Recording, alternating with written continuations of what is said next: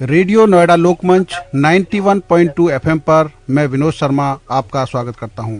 आज हमारी खास मुलाकात होगी कोविड पर। कोविड की तीसरी लहर बच्चों के लेकर आशंकित है सारा जगत, पूरी दुनिया, और हमारे देश में उसको लेकर भी चिकित्सा जगत में हलचल है और दवा कंपनियां, वैज्ञानिक हमारे दवाएं बनाने में लगे हैं। इन सब बातों पर हमारी चर्चा आज फोकस रहेगी और हमारे इस स्टूडियो में जुड़ रहे हैं ICMR covid task force committee के प्रमुख doctor N.K. Arora ji. Doctor N.K. Arora ji का मैं अपने रेडियो स्टूडियो में स्वागत करता हूं। नमस्कार अरोड़ा जी। बहुत नमस्कार और बहुत बहुत धन्यवाद मुझे आमंत्रित करने के लिए। ये मेरा सौभाग्य रहेगा कि आपसे और आपके श्रोताओं से बातचीत करने का मौका मिलेगा मेरे को। डॉक्टर साहब, आज मैं ये बात करना चाहता हूं कि पूरे दुनिया में जो कोविड का अब तक प्रकोप रहा है पिछले मार्च से लेके अब तक, और अब तीसरी लहर बच्चों में आने की आशंका है। सबसे ज्यादा चिंता पेरेंट्स की भी है और हमारे सब, क्योंकि हर घर में बच्चे हैं तो उनको लेकर चिंतित हैं। तो उन शंकाओं का समाधान करने के लिए आप बस हमें सबसे पहले ये बताएं कि पूरे देश में बच्चों की दवा को लेकर और उनकी गाइडलाइन को लेकर क्या तैयारी चल रही है। जी सर। पहले तो मैं अपने श्रोताओं को ये कहना चाहूंगा कि ये दैवीय कृपा है कि बच्चों पर कोरोना का विशेष प्रभाव नहीं होता है। जी। ज्यादातर बच्चे, इन्फेक्शन तो हो जाता है, इन्फेक्शन की जो मात्रा है या रेट है वो बच्चों में उतना ही है जितना कि बड़ों में। जी। लेकिन जैसा कि हम सबका अनुभव है पिछले 1.5 साल का कि बच्चों में लक्षण नहीं आते हैं। तो हम देखते हैं कि घर में सभी इन्फेक्ट हुए, माता पिता, दादा दादी, बाकी बड़े लोग सब इन्फेक्ट हुए, लेकिन बच्चों को बहुत हल्का सा लक्षण, बुखार या जुकाम हुआ या वो भी नहीं हुआ और वो 1-2 दिन में ठीक हो जाता है। तो सबसे पहले ये मैं विश्वास दिलाना चाहूंगा कि बच्चों में इस वायरस का कोई विशेष प्रेडिलेक्शन, कहते हैं कि भाई ये विशेष तौर पे बच्चों को प्रभावित करता है या कर रहा है या करेगा, ये मैं विश्वास दिलाना चाहता हूँ कि ऐसा नहीं है। बच्चों में पिछली जब लहर आई थी कोरोना की तो कुल मिलाकर के लगभग 3 या 4% बच्चों में लक्षण वाले कोरोना हुआ था। अगर 100 मरीज लक्षण के साथ कोरोना के साथ मेरे डायग्नोस हुए, उसमें से 3 या 4 10 साल से कम के थे। इस बार जो लहर आई है उसमें भी वैसे ही है, 3 से 4% है। और क्योंकि लक्षण वाले बच्चों की संख्या बहुत कम है तो मृत्यु की संभावना भी बहुत ही कम हो जाती है। तो हमने दोनों लहर में यही दिखाई दिया है कि बच्चों में इन्फेक्शन तो जरूर होता है लेकिन लक्षण बहुत कम होते हैं। गंभीर बीमारी बहुत ही उसकी कम संभावना है और मृत्यु कभी कभी है। ये कहने के बाद ये जरूरी है कि बच्चों को विशेष तरह की जरूरत होती है जो बीमार हो जाए बच्चा। क्यों? 10 साल से कम वाले बच्चे को एक तो अपनी माँ या पिता के साथ या कोई ना कोई देखभाल वाला चाहिए। दूसरा, अगर बच्चे को वेंटिलेटर चाहिए तो वो वेंटिलेटर पहले साल तक के बच्चों के लिए अलग चाहिए होता है, पहली साल से 10 साल के बच्चों के लिए अलग वेंटिलेटर चाहिए होता है क्योंकि वो साइज वगैरह का फर्क होता है। तो तीसरा, इनकी देखभाल के लिए डॉक्टर जो नर्सेस हैं उनको एक विशेष तरह के प्रशिक्षण की जरूरत होती है। चौथा, कि अगर मेरे साथ, मेरे बच्चे के साथ मेरे को रुकना है या मेरी बच्चे की माँ को रुकना है तो उसके लिए विशेष अरेंजमेंट करना पड़ेगा कि भाई बच्चे से माँ को इन्फेक्शन ना हो अगर माँ प्रभावित नहीं है। लेकिन ज्यादातर ये होता है कि माँ भी प्रभावित होती है या पिता भी प्रभावित, क्योंकि घर में ही होता है। तो ये कुछ इश्यूज हैं और इसके लिए विशेष तरह की तैयारी की जरूरत है। और अभी तक जो है विशेष तैयारी की गई है, लेकिन सरकार की तरफ से कोशिश की जा रही है कि हर कोविड केयर में बच्चों के लिए एक विशेष वार्ड बनाया जाए। साथ ही साथ जो गर्भवती महिलाएं हैं उनके लिए भी जरूरत है, क्योंकि गर्भवती महिला को अगर कोविड हो जाए तो उसमें समय से पहले डिलीवरी होने की संभावना होती है। तो ऐसे उनके लिए भी देखभाल की जरूरत होती है। तो इस तरीके से अरेंजमेंट किया जा रहा है कि आज ही नहीं, आगे आने वाले समय में भी अगर बच्चे और गर्भवती महिलाओं के लिए जो विशेष सुविधाएं हैं वो बनाई जाना जरूरी भी है और बनाई जा रही है। तो इस संबंध में सर राज्य सरकारों को आपकी तरफ से क्या निर्देश दिए गए हैं जो वो समय पर पूरी तैयारी कर लें? तो यही कहा गया है कि जितने भी कोविड केयर सेंटर हैं, अभी ज्यादातर हम जो है वयस्कों को अपने जहन में रख करके तैयारी करते हैं जी। और हमें लगता है कि बच्चा एक छोटा वयस्क है, हम इसकी देखभाल कर सकेंगे, लेकिन ऐसा नहीं होता। जैसे कि मैंने बताया कि बच्चों की विशेष जरूरतें होती हैं और उन जरूरतों का ध्यान करते हुए प्रत्येक कोविड केयर सेंटर में विशेष तरह की सुविधाओं को बनाने की जरूरत है और वो किया जा रहा है और बहुत तेजी से किया जा रहा है, एक। और दूसरा एक और भी है कि इंडियन एकेडमी ऑफ पीडियाट्रिक्स और बच्चों की बाकी जो संस्थाएं हैं, जो समूह है, विशेषज्ञ समूह, उन्होंने मिलकर के इन बच्चों के ट्रीटमेंट का भी प्रोटोकॉल्स बनाए हैं, जिससे कि इनके ट्रीटमेंट जो है अच्छी तरीके से, जो उपयुक्त ट्रीटमेंट है उसको किया जा सके जी। और यहाँ पर एक चीज और कहने की जरूरत है कि बच्चों में वैसे तो बहुत कम गंभीर लक्षण पैदा होते हैं, लेकिन ठीक होने के 2 से 4 हफ्ते बाद कुछ विशेष तरह की बीमारी पैदा हो सकती है। जैसे इसको कहते हैं MIS, multi organ inflammatory system. इसमें बहुत सारे ऑर्गन इन्वॉल्व हो जाते हैं, जैसे कि स्किन है, लंग्स है, किडनी है, लिवर है, तो ये सारी चीजें इन्वॉल्व हो जाती हैं और इसलिए इस चीज का ध्यान करना होता है कि बच्चा जब रिकवर हो जाए तो उस पर बहुत क्लोजली नजर रखनी होती है। अगर बच्चे को किसी समय भी सांस लेने में तकलीफ हो रही है, बार बार खांसी आ रही है, बात नहीं कर पा रहा बच्चा, या बहुत ज्यादा सोता चला जा रहा है, या बेहोशी सी आ रही है, खाना ठीक से नहीं खा रहा, तो तुरंत अपने चिकित्सक से संपर्क करना चाहिए। ये सारे के सारे गंभीर कोरोना बीमारी के लक्षण हैं। जी। तो घर में अगर किसी को भी कोरोना है और बच्चा है हमारे घर में, छोटा बच्चा, तो उस पे भी उतनी नजर रखनी है जितना कि, क्योंकि हो सकता है पहले 2-3 दिन वो खेलता हुआ दिखाई दे कि भाई नॉर्मल है, हल्का सा जुकाम हुआ है, लेकिन ये जब गंभीरता रूप लेने लगे, अगर मैंने सही समय पहचान नहीं करी तो बाद में फिर परेशानी होने की संभावना रहती है। जी। सर, एक बात जरूर लोगों के दिमाग में है कि दुनिया के कुछ देशों में बच्चों की वैक्सीन बन गई है और हमारे देश में बच्चों की वैक्सीन को लेकर क्या प्लानिंग चल रही है और क्या बाहर से भी वैक्सीन मंगाने की तैयारी है? ये बहुत सौभाग्य की बात है, आपने बड़ा अच्छा सवाल पूछा कि जो छोटे बच्चों में वैक्सीन का जो ट्रायल या वैज्ञानिक पद्धति द्वारा पता करना कि वैक्सीन उनमें काम आएगी कि नहीं, एक ट्रायल ऑलरेडी शुरू हो गया है जी। 2 साल से लेकर के 18 साल तक के बच्चों में। तो हमारी जो ये कोवैक्सीन है जो बड़ों में लगाई जाती है, अप्रोप्रिएट मात्रा में छोटे बच्चों को दी जा रही है और हमें लगता है कि सितंबर तक या अक्टूबर तक इसका रिजल्ट आ जाएगा और जैसे ही ये रिजल्ट आता है और बच्चों के लिए अप्रूवल मिलता है तो हम अपने बच्चों को भी कोरोना से बचा सकेंगे। तो ये हमारे लिए बहुत एक अच्छी खबर है जी। और आप लोगों ने अखबार में पढ़ा होगा कि मॉडर्ना वाले कह रहे हैं कि 12 साल से जो ज्यादा 12 से 18 साल की उम्र वाले हैं उनको भी वैक्सीन दिया जा सकता है।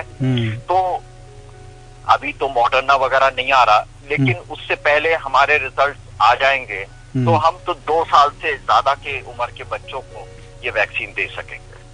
सर, जो DRDO का जो पाउडर आया है उसको लेकर क्या है, कब तक वो बाजार में आ सकता है और लोगों को कब तक कैसे राहत मिलेगी उससे?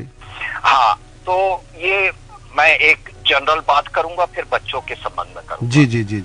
पहली बात तो ये है कि ये एक एक्सपेरिमेंटल बेसिस पे अभी सरकारी अस्पतालों में उपलब्ध है। हाँ जी। तो एक सीमित मात्रा का निर्माण किया गया है, हैदराबाद की रेड्डीज लैब ने बनाया है और वो अभी किसी जो मरीज स्पेसिफिक है, विशेष मरीज के लिए उसके लिए भेज दी जाती है। लेकिन मुझे बताया गया है कि 15 जून के बाद ये ओपन मार्केट में मिल जाएगी। ये कोई महंगी दवाई नहीं है। और जो शुरू में जब कोई भी व्यक्ति, बड़ा या बच्चा, गंभीरता आने लगती है उस समय देना होता है। और जो शुरुआती आंकड़े हैं बहुत उत्साहजनक हैं जी। लेकिन जब दवाई ज्यादा इस्तेमाल होगी तो बेहतर पता चलेगा। और ये एक उम्मीद की किरण है कि भाई जो हमारे देश में बच्चों को भी और वयस्कों में ये दवाई का प्रयोग किया जा सके। सर, एक वैक्सीनेशन को लेकर अभी पूरे देश में लोगों में चिंता है। जो वैक्सीन बन रही है उसका उत्पादन कम हो रहा है और लोगों को जो लग रही है वो उस रफ्तार में नहीं लग रही जिस रफ्तार से इसको नियंत्रण किया जा सकता है कोरोना को। तो वैक्सीन उत्पादन को लेकर क्या तैयारी देश भर में है सर? वैक्सीन उत्पादन, ये इसमें कोई शक नहीं है कि इस समय वैक्सीन की कमी है जी। और वैक्सीन की कमी खासतौर पे इसलिए भी हो गई कि पहले जो है वैक्सीन 45 साल से अधिक उम्र वालों के लिए उसका ऑर्गेनाइज किया गया था जी जी। 45 साल से उम्र से ज्यादा इस समय हमारे देश में 30 करोड़ लोग हैं जी। और उसमें डॉक्टर्स और सुरक्षा कर्मी और साथ में म्युनिसिपल कर्मी भी जो हैं जी। तो कुल मिलाकर के इनके लिए 50-60 करोड़ डोजेस का इंतजाम किया गया है जी। अभी 1 मई से जब 18 साल से ऊपर वालों के लिए खोला गया जी। तो 18 और 45 साल के बीच में भारत की 65 करोड़ आबादी उस 18 से लेकर 45 के बीच में है जी जी जी। तो इस 27 साल में 65 करोड़ है। तो उसकी वजह से एकदम ये वैक्सीन की कमी हो गई है जी। लेकिन अच्छी बात ये है, द गुड न्यूज इज कि जुलाई के दूसरे-तीसरे हफ्ते से या अगस्त के पहले हफ्ते से भारत में हर महीने 20 से 25 करोड़ डोजेस मिलना शुरू हो जाएंगे। अच्छा। अभी 7-7.5 करोड़ 8 करोड़ डोजेस हर महीने बनती हैं जी। तो 3 गुना डोजेस हमारे लिए उपलब्ध हो जाएंगे। और इसको अगर हम व्यवहारिक तौर पे धरातल पे उतार के देखें तो रोजाना हम 1 करोड़ लोगों को टीकाकरण कर सकते हैं उसका। तो ये 6-8 हफ्ते की बात है जो कमी है और उसके बाद ये कमी हमें लगता है कि पूरी तरह खत्म हो जाएगी। हमारे देश में प्रचुर मात्रा में 1 नहीं 2 नहीं 5-6 तरह की वैक्सीन उपलब्ध हो जाएंगी और करीब सारे देश में जो टीका लगवाना चाहेगा उसको टीका मिल जाएगा। सर, एक अभी आशंका ये थी जैसे फाइजर वगैरह का जो वैक्सीन लग रहा है, उन्होंने कहा कि हम किसी राज्य को नहीं देंगे, केंद्र सरकार को देंगे और इससे राज्यों ने जो ग्लोबल टेंडर जारी किए थे उससे एक थोड़ा असमंजस की स्थिति हो गई है। तो सही तस्वीर क्या है इस बारे में? सही तस्वीर ये है कि पूरी दुनिया में वैक्सीन की एक कमी है, शॉर्टेज है जी। यही सही जानकारी ये है और ज्यादातर को अब पता चल गया है कि वैक्सीन की उपलब्धता एक असीमित नहीं है, सीमित मात्रा में है। इनफैक्ट भारत में वो इन्हें गिने 2-3 देशों में से है जहां पर सबसे ज्यादा वैक्सीन इस समय उपलब्ध है। हमने 20 करोड़ लोगों को टीका लगा चुके हैं जिसमें से करीब 3 या 4 करोड़ को 2 टीके लगे हैं, बाकी 15-16 करोड़ को 1 टीका लगा है। तो पूरी दुनिया में इतने ज्यादा, अमेरिका के बाद हम लोग हैं जहाँ इतने लोगों को टीका लग चुका है।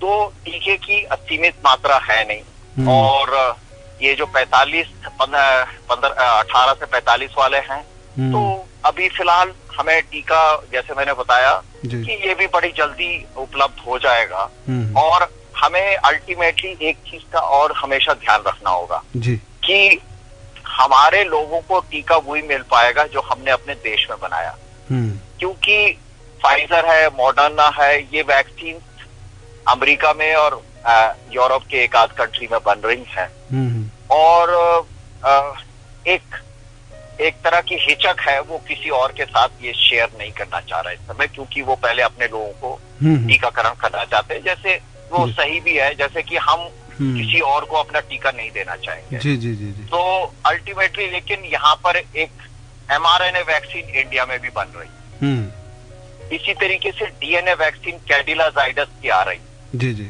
जो अगले महीने उसका हो जाएगा। फिर स्पुतनिक की वैक्सीन जुलाई के सेकेंड वीक से बनना शुरू हो जाएगी। तो इस तरीके से यहाँ पर मैंने जैसे बताया 5, 6 या 7 तरह की वैक्सीन अगले 2, 3, 4 महीने में बनना शुरू हो जाएंगी। और जो मेन मुख्य निर्माता है वैक्सीन के, वो हमें इतनी सारी वैक्सीन हो जाना चाहिए कि अगले 8 हफ्ते में फिर एक नियमित तौर पे टीकाकरण कार्यक्रम बिना किसी हिचक के, बिना किसी मारामारी के आरंभ हो जाएगा। ये अगले 4, 6 हफ्ते, 8 हफ्ते इंतजार करने की जरूरत है। एक और आशंका थी, अभी चैनल पे हम देख रहे थे, उन्होंने कहा कि वैक्सीन तो नियमित रूप से हर साल सबको लगानी पड़ेगी, ऐसी बात एम्स के पूर्व डायरेक्टर ने कही थी चैनल पे। तो क्या ये बात सही है कि लोगों ने जिन्होंने वैक्सीन लगवाया कि नियमित रूप से हर साल इसका वो लगाना पड़ेगा हर एक को? इस सवाल का जवाब अभी पूरे विश्वास के साथ कहना मुमकिन नहीं है आज की डेट में। जी जी जी जी। क्या होगा? जी जी। और ये एक बहिरूपिया वायरस है, अपना रूप बदलता रहता है। इस समय जैसे 617 नंबर है जो घूमता फिर रहा है हमारे यहाँ, जो जिसने एक सुनामी और एक तूफान लाके खड़ा किया। जी जी। तो आगे क्या होगा? हमारी जो अभी वाली वैक्सीन है उस पर कितना प्रभावी होंगी, वैक्सीन के स्वरूप में क्या चेंज होगा? तो आने वाला समय साल भर इस चीज के लिए बहुत महत्वपूर्ण रहेगा। जी जी जी। और अगर हमें वैक्सीन हर साल लगवानी भी पड़ती है तो इस तरह का इंतजाम किया जा रहा है देश में कि हर साल 1.5 से 2 अरब डोजेस बनाई जा सके। यानी हर एक व्यक्ति को अगर मेरे को डोज लगानी है तो हम खाली अपनी ही देखभाल नहीं कर सकेंगे, दुनिया के बाकी अपने मित्र देशों का भी कर सकेंगे। इतनी प्रचुर मात्रा में वैक्सीन निर्माण का कार्य चल रहा है यहाँ पर। और अगर दूसरा टीका लगवाना पड़ता है 6 महीने, 8 महीने, साल भर बाद, तो हमें उसकी विशेष चिंता करने की जरूरत नहीं है, क्योंकि इतनी क्षमताएं तैयार करी जा रही हैं और की गई हैं ऑलरेडी कि वैक्सीन जरूरत पड़ेगी तो लगवाना पड़ेगा। आपका मुख्य सवाल यह है कि जरूरत पड़ेगी भी कि नहीं पड़ेगी, तो मैंने उसमें कहा कि अभी वो एक असमंजस की स्थिति है। हमें एग्जैक्टली नहीं मालूम कि कब कितना किसको चाहिए। फॉर एग्जाम्पल मेरे को कोरोना हो चुका है, अगर अब मेरे को वैक्सीन जरूरत है कि नहीं है, कि एक बार तो हो चुका है, अब क्या प्रकृति इतनी निर्दयी रहेगी कि बार बार मेरे को कोरोना करे, या दोबारा अगर होता है तो वो कैसा होगा, हल्का होगा, ज्यादा तेज होगा? जी जी। तो ये सब बातें अभी धीरे धीरे परतें खुल रही हैं और समय के साथ और सबको एक तरीके से बताया जा रहा है, कोशिश की जा रही है कि इस चीज को जनता के सामने, वैज्ञानिकों के सामने और नीति निर्माता के सामने पूरे खुले तौर पे रखा जाए, जिससे कि निर्णय लेने में आसानी। सर, एक महत्वपूर्ण सवाल यह है कि जिस तरीके से अभी जैसे कोरोना की जब दूसरी लहर आई तो अस्पतालों में बिस्तर कम पड़ गए और होम आइसोलेशन जब बने और लोगों ने सामुदायिक रूप से जो हेल्थ सेंटर बनाए, केयर सेंटर बनाए, उनसे बड़ा राहत मिली लोगों को। तो क्या बच्चों की बारे में भी इस तरह का होम आइसोलेशन सेंटर बनाने की जरूरत पड़ेगी आने वाले दिनों में, और उसके लिए भी क्या गाइडलाइन सरकार तैयार कर रही है? ये बहुत ही बेहतरीन सवाल है और मैंने शुरू में ही कहा कि बच्चों की देखभाल के लिए विशेष तरह का एक वातावरण तैयार करना होता है, जिसमें बच्चा तो है ही, लेकिन उसकी देखभाल करने वाला भी उसके साथ होगा, जो उसको खाना खिलाए, जो उसकी तीमारदारी करे और समय पे दवा दे सके। तो होम आइसोलेशन बच्चों के लिए बहुत महत्वपूर्ण रहेगा और बच्चों को उसी स्थिति में दाखिल करने की जरूरत रहनी चाहिए और रहेगी जब उसको लगेगा कि अब हमारे पास कोई विकल्प नहीं रहा है। तो कोशिश ये है और इस बारे में गाइडलाइंस बनाई जा रही हैं, जो अगले हफ्ते 2 हफ्ते में ये गाइडलाइंस ये इस तरीके से बनाई जा रही है कि सभी बाल रोग विशेषज्ञ और जो स्त्री रोग विशेषज्ञ हैं उन गाइडलाइंस को अपना अपना जो इनपुट देना वो दे सके और एक सर्वमान्य गाइडलाइन तैयार हो जाए। तो बहुत ही जल्दी, यद्यपि मतलब बच्चों का इलाज हो रहा है, उसमें एक कंसिस्टेंसी है, ये नहीं है कि किसी को कुछ हो रहा है किसी को कुछ मिल रहा है, लेकिन अब एक ऐसी गाइडलाइन तैयार हो रही है जिसको छोटे शहर में या बड़े शहर में, छोटा अस्पताल या बड़ा अस्पताल, सब में एकाग्रता के साथ उसका कार्यान्वयन किया जा सकेगा। आपके जरिए एक बड़ी महत्वपूर्ण ग्राउंड लेवल की एक सूचना मैं आपको दे रहा हूं और मैं उम्मीद करूंगा कि वो देश भर में लागू हो। इस समय हम देख रहे हैं कि जब आपात स्थिति पड़ी तो गांवों में, जो छोटे गांव हैं या कस्बे हैं, उनमें जो प्राइमरी हेल्थ सेंटर थे उनकी बिल्डिंगें बनी हुई थी, लेकिन उनके अंदर इंफ्रास्ट्रक्चर या किसी डॉक्टर या नर्स की जरूरत, मतलब वहां पे तैनाती नहीं थी। इसका मतलब ये था कि वो पूरा इंफ्रास्ट्रक्चर हमारा चरमराया हुआ है। तो क्या हम सबक ले सकते हैं कि इस दौरान जो हमने ये देखा और आने वाले 2-4 महीने में पूरे देश के सभी प्राइमरी हेल्थ सेंटरों की व्यवस्था सुधरेगी? मैं खुद इस देश में 3 जगह पे मैंने एम्स छोड़ा इसलिए कि मैं ग्रामीण अंचलों में काम कर सकूं। तो पलवल जिले में हमने 51 गांव एडॉप्ट कर रखे हैं, 2.5 लाख की पॉपुलेशन है। बरेली जिले में 44 गांव हैं, 1 लाख की पॉपुलेशन है।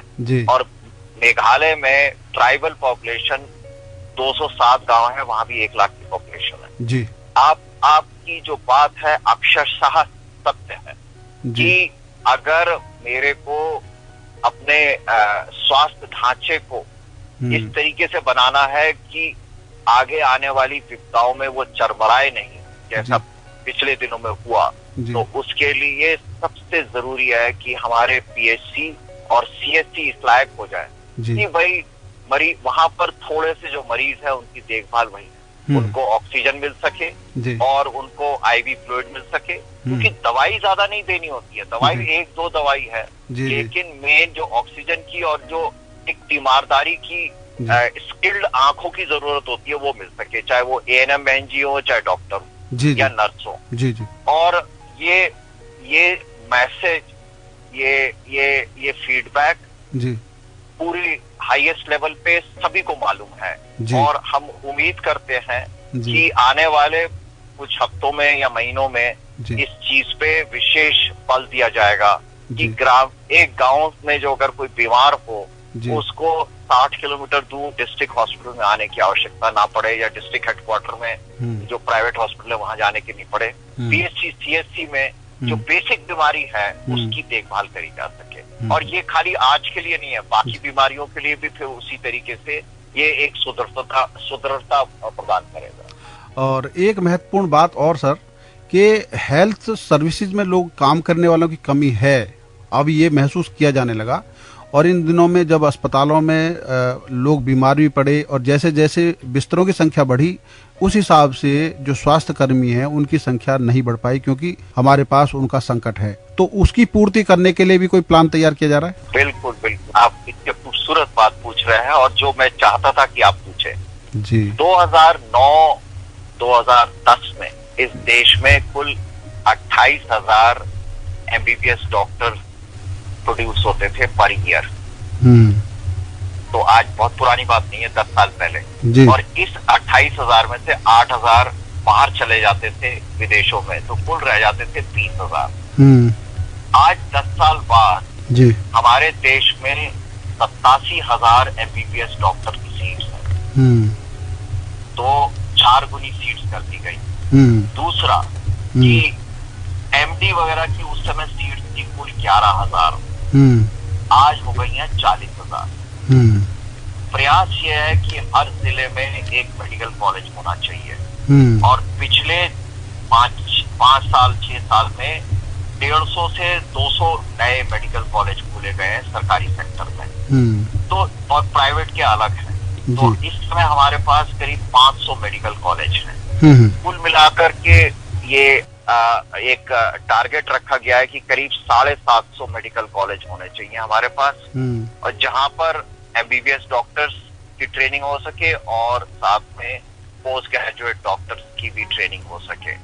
और ये आपने बिल्कुल सही कहा कि ये फौरन क्यों नहीं आए, क्योंकि डॉक्टर रातों रात नहीं पैदा हो सकते, ट्रेनिंग चाहिए होती है।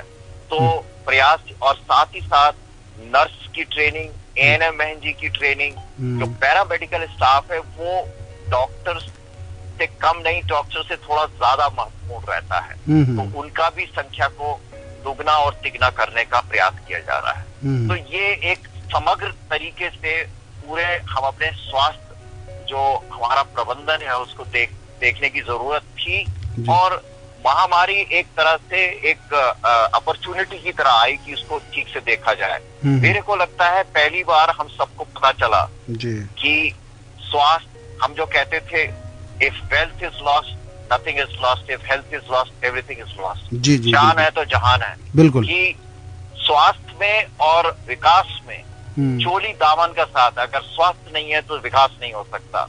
और अगर विकास चाहते हैं तो मैं अपने हर एक व्यक्ति को, बच्चा हो या बुजुर्ग हो या वयस्क हो, उसको स्वस्थ देखना चाहूंगा। तो ये जो एक समझ आई है, ये बहुत महत्वपूर्ण समझ आई है। और मेरे को लगता है कि जो पिछले साल बजट है और आगे आने वाले समय में इस चीज पे तवज्जो और दी जाएगी, और जिससे कि सिस्टम को सुदृढ़ किया जा सके। सर, एक और भी महत्वपूर्ण सवाल है जो मेरे दिमाग में है और मैं जरूरी चाहूंगा कि पब्लिक का फायदा इसमें है कि महंगी चिकित्सा बहुत ज्यादा है। इस दौरान जब कोरोना चल रहा था तो दवा कंपनियों ने और बहुत सारे जो मेडिकल उपकरण बनाते हैं उन्होंने महंगी से महंगी चीजें बेची। तो इनको नियंत्रण करने के लिए कोई कारगर फार्मूला अपनाया जा रहा है सर, जिससे कि सरकारी प्राइवेट अस्पतालों में जो महंगी चिकित्सा लोगों को झेलनी पड़ी है, कई लोग बर्बाद भी हो गए और बहुत घर से लोग भी चले भी गए और फिर भी पूंजी भी उनकी चली गई। तो इस तरह की चीजों पर भी क्या फोकस किया जा रहा है? एक शब्द होता है सोशल अकाउंटेबिलिटी जी। तो एक तो होती है सरकारी अकाउंटेबिलिटी, एक है सोशल अकाउंटेबिलिटी। मेरे को लगता है कि आप एक जर्नलिस्ट मीडिया के साथ साथ एक अपने किस्म के अलग बुद्धिजीवी हैं। आप लोगों को इस बात को बढ़ चढ़ के उठाना चाहिए जी। और ये जरूरी आपने बताया कि हेल्थ सेक्टर का रेगुलेशन बहुत जरूरी है, चाहे वो प्राइवेट सेक्टर है चाहे पब्लिक सेक्टर है।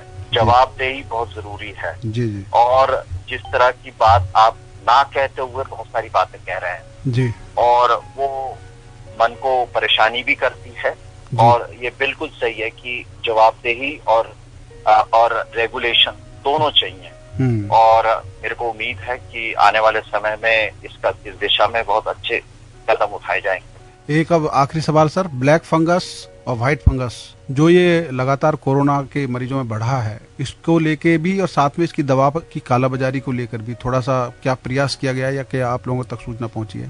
तो ऐसा है कि यहाँ पर 3 बातें कहना चाहूंगा मैं। पहले तो ये कि ब्लैक फंगस या व्हाइट फंगस, अब आज येलो फंगस की बात हो रही थी, डिफरेंट कलर्स के, ये होते क्या है, दूसरा क्यों होते, और तीसरा जो आपने इलाज संबंधी जो चुनौतियां हैं उनको कैसे निपटा जाए जी। तो फंगस, डिफरेंट तरह के फंगस हमारे चारों तरफ के वातावरण में फैले होते हैं जी जी जी। और फंगस जो है कभी भी ऐसे चलते फिरते अटैक नहीं करता है, क्योंकि वो जीवन का हिस्सा है, हमारे वातावरण का हिस्सा है और उनका अपना काम है। तो वो हमारे शरीर के अंदर भी रहते हैं, हमारे चारों तरफ भी रहते हैं, लेकिन वो अटैक तब करते हैं जब आप कमजोर पड़ जाते हैं। जी। अब कोरोना में ऐसा लगता है कि कोरोना खास तौर के आपके शरीर की प्रतिरोधक क्षमताएं जो हैं, जो इम्यूनिटी है जी जी, उस पे कुठाराघात करती है।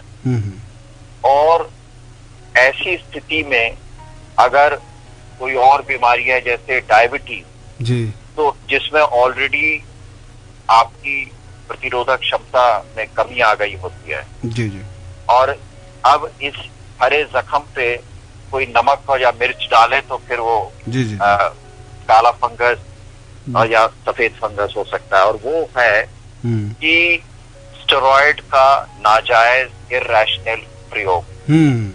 ये देखा गया है कि अगर 5-6 दिन से बाद जब मरीज गंभीर बीमारी की तरफ बढ़ने लगता है, उस समय स्टेरॉइड दिया जाए तो वो जीवनदायक है। लेकिन इस 5-6 दिन से पहले अगर स्टेरॉइड दिया जाता है तो वो घातक हो सकता है।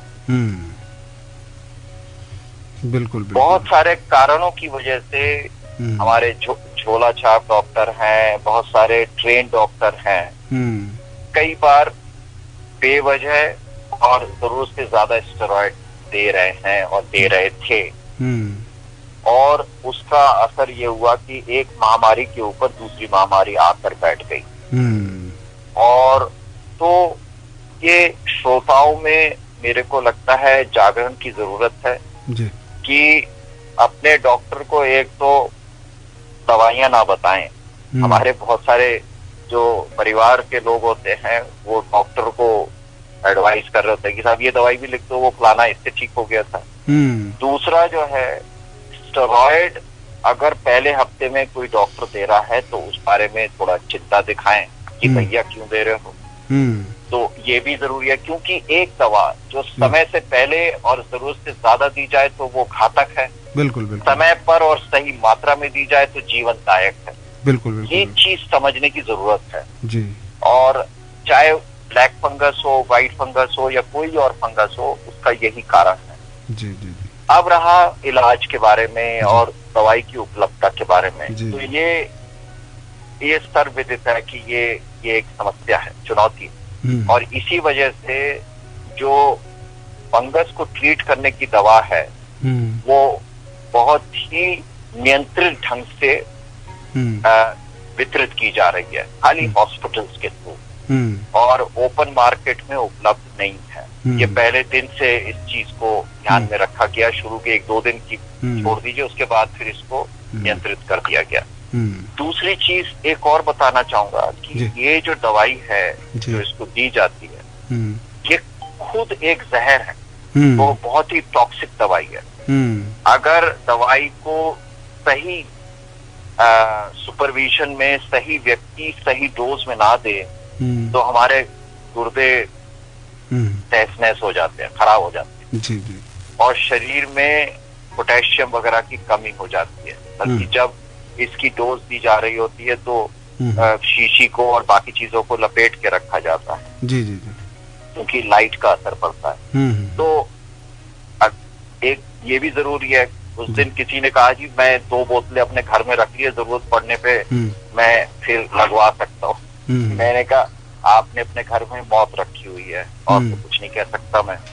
तो ये इतनी घातक दवाई है, तो हम सबका सहयोग चाहिए इसमें कि अपने अस्पताल के थ्रू करें, उनसे as a matter of right demand करें कि जब आपको जरूरत है वो आपको इधर उधर ना भगाए, उनसे कहिए आप ही का कोई अरेंजमेंट करके देंगे, क्योंकि हॉस्पिटल से इस दवा को प्राप्त कर सकते हैं।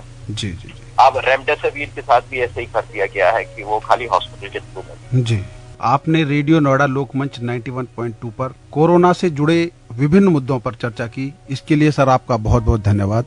मेरा सौभाग्य कि आपसे बात करने का मौका मिला और मेरा भी इसमें ज्ञानवर्धन हुआ। आपने वो सवाल उठाए जो एक आम व्यक्ति के मन में बुलबुलाहट पैदा कर रहे होते हैं, और मैं आशा करता हूं कि श्रोता इसका लाभ उठा पाए। जी धन्यवाद सर। धन्यवाद। अभी आप सुन रहे थे ICMR covid task force committee के प्रमुख डॉक्टर N.K. अरोड़ा जी को, जो कोरोना के विभिन्न मुद्दों पर जनता के बीच बने सवालों का जवाब दे रहे थे। साथ में बच्चों की लेकर जो लहर आने वाली है उसकी शंकाओं का भी समाधान उन्होंने किया। उम्मीद है आप सबको ये जो आपके जहन में सवाल होंगे उनका जवाब मिल गया होगा। आप सुन रहे हैं रेडियो नोएडा लोकमंच 91.2 FM, आपकी अपनी आवाज। धन्यवाद।